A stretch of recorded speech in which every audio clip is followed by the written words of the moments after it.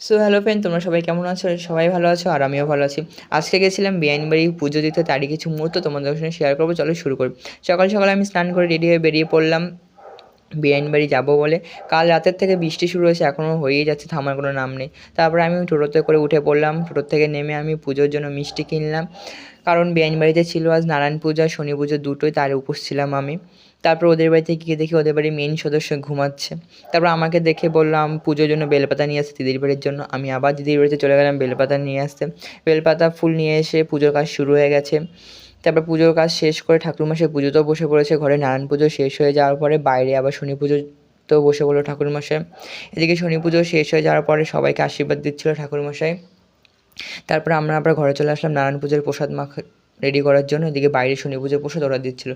এদিকে আমার দুই দিদি আর বেআইন মিলে প্রসাদ মাখছে, আর এদিকে আমি প্রসাদ খাই। যতক্ষণ তোমার চ্যানেলটি সাবস্ক্রাইব করে নোটিফিকেশন করবে। ভিডিওটি ভালো লাগে লাইক দিতে পারো।